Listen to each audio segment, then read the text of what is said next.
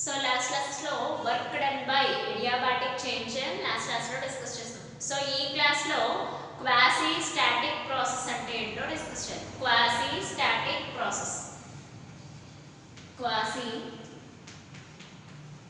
Static process. Okay, so quasi static process అంటే చాలా చాలా స్లో ప్రాసెస్ అని అర్థం. ఎక్కడ సిస్టమ్ కి సరౌండింగ్స్ కి thermal and mechanical equilibrium maintain చేయాలి. ఒకసారి మళ్ళీ డిస్కస్ చేస్తాను చూడండి. It is and infinitesimally slow process, infinitesimally slow process.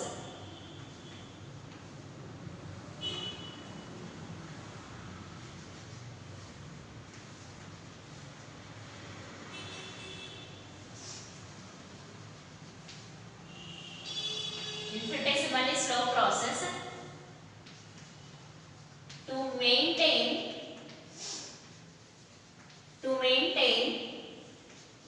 thermal and mechanical equilibrium. So to maintain thermal and mechanical equilibrium, ఈ టర్మ్ చాలా ఇంపార్టెంట్. సో ఇది చాలా చాలా స్లో ప్రాసెస్ అని అర్థం. దేనికి? Thermal and mechanical equilibrium maintain చేయడానికి. To maintain thermal and mechanical equilibrium between system and surroundings, system and surroundings at each intermediate stage, at each intermediate stage, at each intermediate stage. అంటే దాని అర్థం ఏంటి? చాలా చాలా స్లో ప్రాసెస్ అన్నమాట. Infinitesimally small అంటే చాలా చాలా చాలా చాలా స్లో ప్రాసెస్. కానీ దేనికోసం అంత స్లో ప్రాసెస్ జరుగుతుంది? థర్మల్ మెకానికల్ ఈక్విలిబ్రియం మెయింటైన్ చేయడం కోసం. So thermal equilibrium mechanical equilibrium maintain చేయడం కోసం ఎవరెవరికి మధ్యలో? సిస్టమ్ కి సరౌండింగ్స్ కి మధ్యలో థర్మల్ మెకానికల్ ఈక్విలిబ్రియం మెయింటైన్ చేయడం కోసం. ఏ స్టేజెస్ లో? ఇంటర్మీడియట్ స్టేజెస్ లో. సో మధ్యలో సో స్టార్టింగ్ ప్రాసెస్ లో కాకుండా, ఎండింగ్ ప్రాసెస్ లో కాకుండా మిడిల్ లో వర్క్ నుంచి హీట్ ఎనర్జీకైనా, హీట్ ఎనర్జీ నుంచి వర్క్ ఎనర్జీకైనా కన్వర్ట్ అయ్యే మిడిల్ స్టేజ్ ఒకటి ఉంటుంది. ఆ మిడిల్ స్టేజ్ లో మనకి థర్మల్ మెకానికల్ ఈక్విలిబ్రియం రెండింటిని బ్యాలెన్స్ చేస్తూ, బట్ ఆ రెండింటిని బ్యాలెన్స్ చేస్తూ మనకి ఎవరెవరికి మధ్యలో? అటు సిస్టమ్ కైనా సరే, ఇటు సరౌండింగ్స్ కైనా సరే, ఆ రెండింటికి మధ్యలో thermal equilibrium, mechanical equilibrium. Thermal equilibrium అంటే హీట్ ఎనర్జీ, మెకానికల్ ఈక్విలిబ్రియం అంటే వర్క్ ఎనర్జీ. ఆ రెండింటిని కూడా సమానంగా బ్యాలెన్స్ చేస్తూ జరిగే స్లో ప్రాసెస్ ని, చాలా స్లో ప్రాసెస్ ని మనం క్వాసీ స్టాటిక్ ప్రాసెస్ అని చెప్తాం. అంటే దాని అర్థం ఏంటంటే, ఫర్ ఎగ్జాంపుల్ ఒక సిలిండర్ తీసుకున్నట్టయితే, ఒక సిలిండర్ ని తీసుకున్నాను. సో ఇది మనకి సిలిండర్. సో ఈ సిలిండర్ లో నేను ఐడియల్ గ్యాస్ ని ప్లేస్ చేసుకున్నాను. సో ఈ సిలిండర్ లో నేను ఐడియల్ గ్యాస్ ని ప్లేస్ చేశాను. సో అబౌవ్ దీని మీద పిస్టన్ ని ప్లేస్ చేశాను. ఓకే, సో ఇదంతా మనకి పిస్టన్ అరేంజ్మెంట్.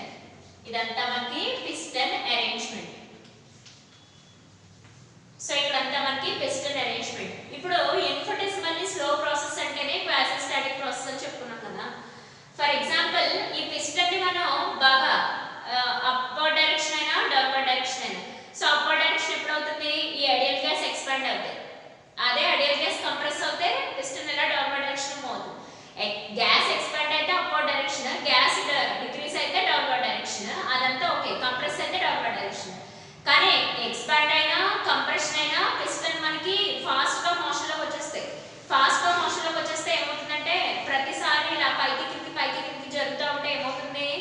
ఇక్కడ ఈ ఐడియల్ గ్యాస్ ఉన్న కైనెటిక్ ఎనర్జీ, ఇక్కడ మనం అప్లై చేసే ఫోర్స్, అంటే ఇక్కడ ఐడియల్ గ్యాస్ ఉండే గ్యాస్ మాలిక్యూల్స్ కన్నా కైనెటిక్ ఎనర్జీ, ఇక్కడ మనం అప్లై చేసే ఫోర్స్ రెండు అన్ఈక్వల్ గా మెయింటైన్ అవుతాయి. అంటే దాని అర్థం ఏంటి?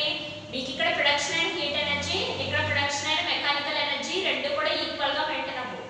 అప్పుడు work done is equal to dW is equal to P into dV అన్న కండిషన్ ని సాటిస్ఫై చేయాలి. సో అది ఖచ్చితంగా క్వాసీ స్టాటిక్ ప్రాసెస్ అవ్వదు. ఎందుకని? జనరల్ గానే అది చాలా చాలా slow process. Infinitesimally slow process అని స్టాటిక్ లోనే రాసింది. అంటే దాని అర్థం ఏంటి? మీరు చాలా స్లోగా పిస్టన్ ని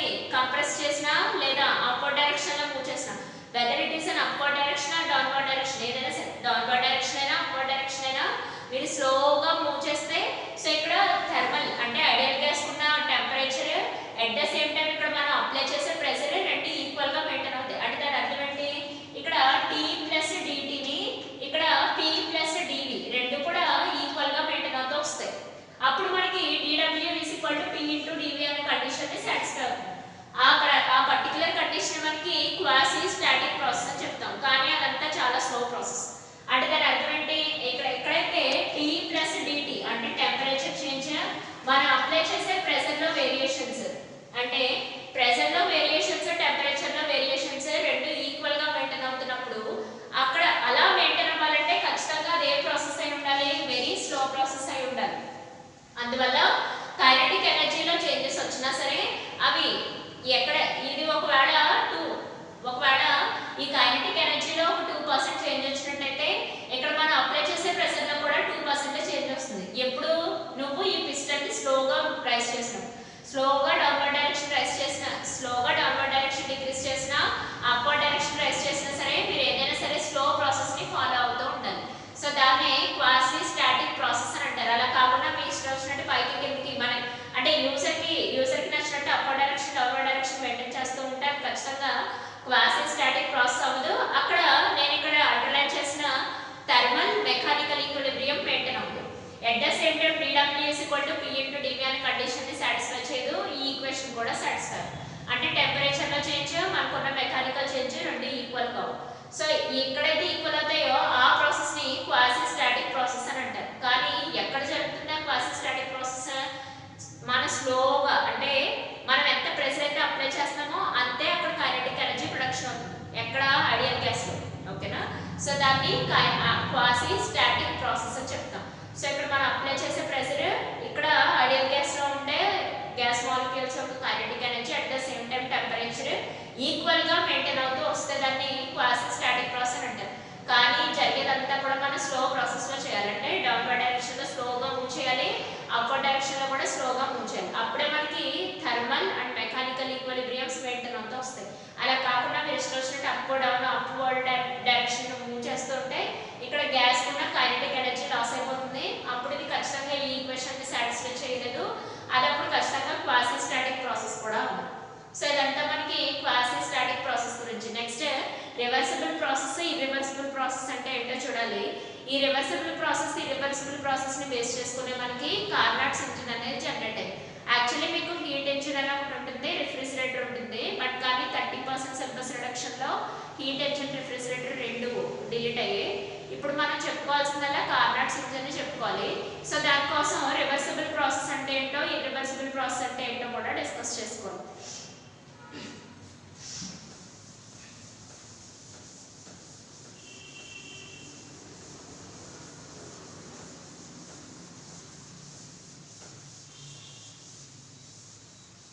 సో ఇప్పుడు రివర్సిబుల్ ప్రాసెస్ అంటే ఏంటి, ఇర్రివర్సిబుల్ ప్రాసెస్ అంటే ఏంటి.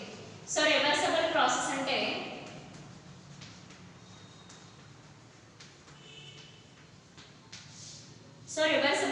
అంటే ఏంటి, రివర్స్ అంటే మనం అప్లై చేసిన ప్రెషర్ ఇనిషియల్ స్టేజెస్ కి వచ్చాడు. ఇనిషియల్ గా మనకి pressure P1, volume V1, temperature T1 maintain అవుతుంది. ఓకే, ఇంటర్మీడియట్ స్టేజ్ లో pressure P2, volume V2, temperature T2. ఇది ఇంటర్మీడియట్ స్టేజ్ అని అంటాం, ఇంటర్మీడియట్ స్టేజ్.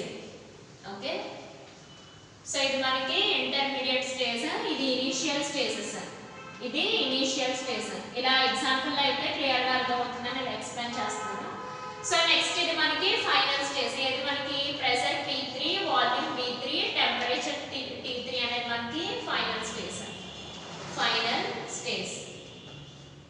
సో ఇప్పుడు ఇనిషియల్ స్టేజెస్ నుంచి ఇంటర్మీడియట్ స్టేజెస్ కి చేంజ్ అయినా, ఇంటర్మీడియట్ స్టేజ్ నుంచి ఫైనల్ స్టేజెస్ కి అంటే మన thermodynamic variables pressure, volume, temperature initial stage నుంచి ఫైనల్ స్టేజ్ కి చేంజ్ అయినా సరే మళ్ళీ సేమ్ అదే ఇంటర్మీడియట్ లెవెల్ ని క్రాస్ చేసుకుంటాం. సో సేమ్ మళ్ళీ అదే ఇంటర్మీడియట్ లెవెల్ ని క్రాస్ చేసుకొని P3, B3, T3. So P3, B3, T3. So అదే ఇంటర్మీడియట్ లెవెల్ ని క్రాస్ చేసుకుంటూ, so same intermediate levels, so అదే ఇంటర్మీడియట్ లెవెల్ ని క్రాస్ చేసుకుంటూ మళ్ళీ ఇనిషియల్ స్టేజెస్ కి వచ్చాడమే, అంటే ఎక్కడ స్టార్ట్ చేసామో అక్కడికే వచ్చాడు. కానీ సేమ్ ఇంటర్మీడియట్ లెవెల్స్ ని దాటుకుంటూ రావాలి. కానీ ఈ జరిగే ప్రాసెస్ అంతా రివర్స్ డైరెక్షన్ లో జరుగుతుంది. సో ఇది మనకి ఫార్వర్డ్ డైరెక్షన్ అయితే ఈ ప్రాసెస్, ఈ పై ప్రాసెస్ అంతా మనకి ఫార్వర్డ్ డైరెక్షన్ లో జరిగితే, సో ఈ కింద ప్రాసెస్ అంతా మనకి రివర్స్ డైరెక్షన్ లో జరుగుతుంది అనమాట, అంతే డిఫరెన్స్. సో ఈ కింద ప్రాసెస్ అంతా మనకి రివర్స్ డైరెక్షన్ లో జరుగుతుంది. సో దీన్ని రివర్సిబుల్ ప్రాసెస్ అని అంటారు. అంటే దాని అర్థం ఏంటి,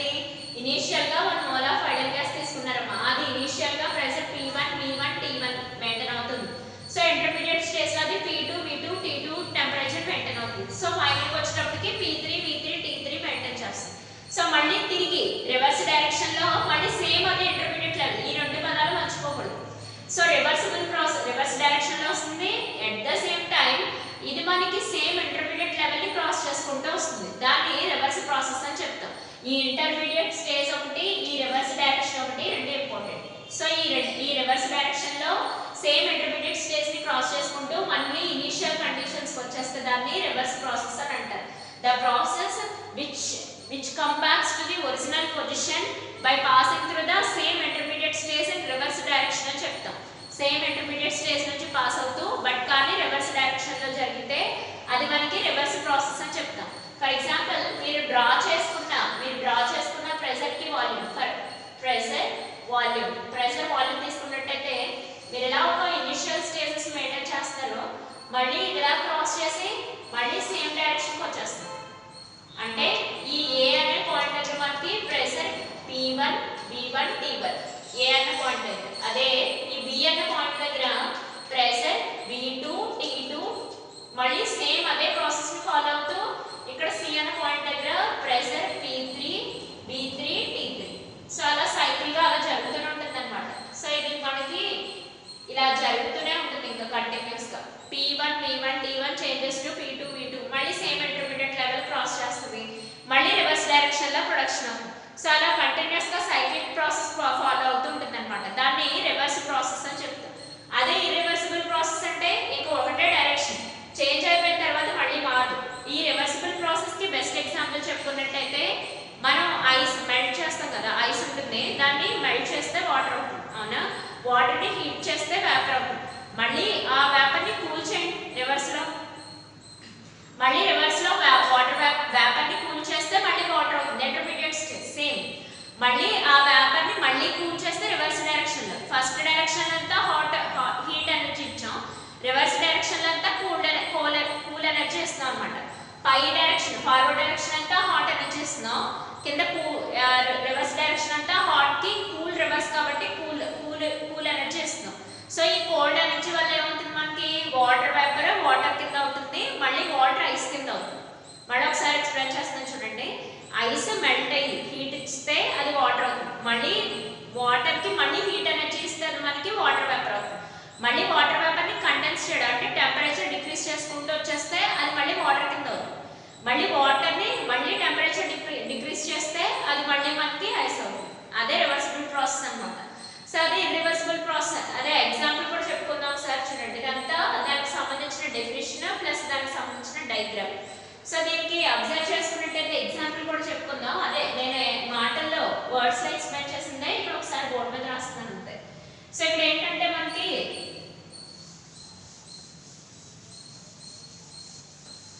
సో రివర్సిబుల్ ప్రాసెస్ కి ఎగ్జాంపుల్ వచ్చేసి ఫస్ట్ ఆఫ్ ఆల్ సో ఇక్కడ మనం వాటర్ కి ఫస్ట్ ఐస్ తీసుకుందాం. సో ఈ ఐస్ కి హీట్ ఎనర్జీ ఇస్తున్నాం. సో ఈ మధ్యలో హీట్ ఎనర్జీ ఇస్తున్నాం అన్నమాట. ఇక్కడ రాద్దాం, ఇక్కడ ఈ మధ్యలో హీట్ సప్లై చేస్తున్నాం, అది కాస్త వాటర్ కింద మారుతుంది. సో మళ్ళీ హీట్ సప్లై చేస్తే అది కాస్త వాటర్ వేపర్ కింద చేంజ్ అయిపోతుంది. సో అది కాస్త వాటర్ వేపర్ కింద చేంజ్ అవుతుంది. మళ్ళీ ఏం చేస్తారు మీరు రివర్స్ డైరెక్షన్ లో, ఈసారి రివర్స్ డైరెక్షన్. సో ఈ రివర్స్ డైరెక్షన్ ఈసారి కోల్డ్ ఎనర్జీ ఇస్తారు, అంటే కూల్ టెంపరేచర్ తగ్గించారు. సో తగ్గించేస్తే మళ్ళీ ఏమవుతుంది రివర్స్ డైరెక్షన్ లో, మళ్ళీ ఇది మనకి వాటరే అవుతుంది. మళ్ళీ ఇది రివర్స్ డైరెక్షన్ లో, సో మళ్ళీ కోల్డ్ ఎనర్జీ ఇస్తే ఇంకా టెంపరేచర్ డిక్రీజ్ చేసేస్తే మళ్ళీ ఐస్ లాగే వర్క్ చేస్తుంది. అంటే మళ్ళీ ఏ డైరెక్షన్ లో అయితే మొదలైందో అక్కడికే వచ్చేస్తుంది. Okay, so same intermediate stage ని క్రాస్ చేసుకుంది బట్ రివర్స్ డైరెక్షన్ వచ్చింది. అంటే పైన హీట్ ఎనర్జీ ఇస్తే దానికి హీట్ కి రివర్స్ కోల్డ్ ఎనర్జీ కాబట్టి మనం టెంపరేచర్ డిక్రీజ్ చేసుకుంటూ వస్తాం. సో ఇది మనకి రివర్సిబుల్ ప్రాసెస్ కి బెస్ట్ ఎగ్జాంపుల్. మరి ఇర్రివర్సిబుల్ ప్రాసెస్ అంటే ఏంటి? ఇర్రివర్సిబుల్ ప్రాసెస్ అంటే ఏం లేదు, దీనికి ఆపోజిట్. అంటే దాని అర్థం ఏంటి, ఎక్కడ మొదలైందో ఇంకా అక్కడ అయిపోద్ది, మళ్ళీ తిరిగి ఇనిషియల్ కండిషన్స్ కి రావడం అంటే irreversible process, the process which does not come to the initial conditions.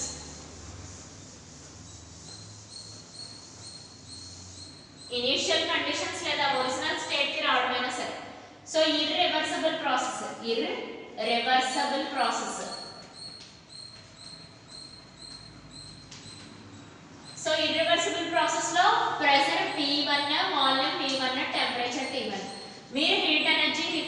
ఇస్తే హీట్ ఎనర్జీ, లేదా కోల్డ్ అంటే టెంపరేచర్ ఇంక్రీజ్ చేస్తే ఓకే, టెంపరేచర్ డిక్రీజ్ చేసినా కూడా అలాగే మెయింటైన్ అవుతుంది. అంటే pressure P1 T1 heat energy ఇస్తే P2 V2 T2 కి చేంజ్ అయింది. సో మళ్ళీ హీట్ ఎనర్జీ ఇస్తే అది మనకి T3 V3 T3 కి చేంజ్ అవుతుంది అంతే. మళ్ళీ రివర్స్ డైరెక్షన్ లో మళ్ళీ టెంపరేచర్ డిక్రీజ్ చేయడాలు అలా ఏ ఉండవు, ఇంకొకటే డైరెక్షన్ అన్నమాట, మళ్ళీ తిరిగి తెచ్చుకోలేదు. ఫర్ ఎగ్జాంపుల్ మీకు ఒక చెక్క వుడ్ ప్రొవైడ్ చేశారమ్మా, నాకు అదే చెక్క ఆ చెక్క తీసుకెళ్ళి బర్న్ చేస్తాం, కాల్చేస్తాం, నాకు మళ్ళీ సేమ్ చెక్క తీసుకురామంటే తీసుకురాగలమా? తీసుకురాలి. అదే ఒక కర్పూరం ఉంది క్యాంఫోర్, ఆ క్యాంఫోర్ని మనం వెలిగిస్తాం, వెంటనే పొగలా వచ్చేస్తాం, ఆ పొగ నుంచి మళ్ళీ నాకు కర్పూరం తీసుకురామంటే తిరిగి తీసుకురాలి. సో ఇర్రివర్సిబుల్ ప్రాసెస్ అన్నమాట, మళ్ళీ తిరిగి తీసుకురాలి. ఇనీషియల్ దాని ఒరిజినల్ స్టేట్కి లేదా దాని ఇనీషియల్ కండిషన్స్కి మనం తిరిగి తీసుకురాలి. అదంతా మనకి ఇర్రివర్సిబుల్ ప్రాసెస్, మళ్ళీ reverse back to the original పొజిషన్కి రాదన్నమాట. మనిషి కూడా అంతే, మనిషి ఇప్పుడు ఏజ్ పాస్ అయిపోయింది మళ్ళీ చిన్నపిల్లడు అయిపోవాలన్నా అవలేం కదా, సో అది కూడా ఇర్రివర్సిబుల్ ప్రాసెస్. సో అలా ప్రతిసారి ఏంటంటే మనకి న్యాచురల్ 90% న్యాచురల్లో మనకి 50% రివర్సిబుల్ ఉంటే 50% ఇర్రివర్సిబుల్, అలా బ్యాలెన్సింగ్గా మెయింటైన్ అవుతుంటుంది. అంటే ఇనీషియల్ కండిషన్స్కి వచ్చేస్తే అది రివర్సిబుల్ ప్రాసెస్, అలా ఇనీషియల్ కండిషన్స్కి లేదా దాని ఒరిజినల్ స్టేట్కి రాలేకపోతే అది ఫైనల్ ప్రాసెస్. మీరు కరెంట్ ఎలక్ట్రిసిటీని ఇస్తారు, ఇచ్చినప్పుడు హీట్ జనరేట్ అవుతుంది వైర్స్ నుంచి, ఆ వైర్ని మళ్ళీ తిరిగి కరెంట్ లాగా ప్రొడక్షన్ చేయమన్నా చేయలేము. సో ఇదంతా మనకి ఇర్రివర్సిబుల్ ప్రాసెస్ అన్నమాట, తిరిగి మళ్ళీ ఇనీషియల్ కండిషన్స్కి తీసుకురావాలి. ఓకే, సో ఇదంతా మనకి ఇర్రివర్సిబుల్ ప్రాసెస్ గురించి. అయితే ఈ రివర్సిబుల్ ప్రాసెస్ని బేస్ చేసుకునే మనకి కార్నాట్స్ ఇంజిన్ వర్క్ చేస్తుంది అన్నమాట. కార్నాట్స్ అనేది సైంటిస్ట్ నేమ్. యాక్చువల్లీ ఇంజిన్స్ ఎందుకంటే హీట్ ఎనర్జీని వర్క్ ఎనర్జీ కింద లేదా వైస్ వర్సా కన్వర్ట్ చేయడం కోసం వాడేవి ఇంజిన్స్ అని చెప్తారు. సో అది డిస్కస్ చేద్దాం.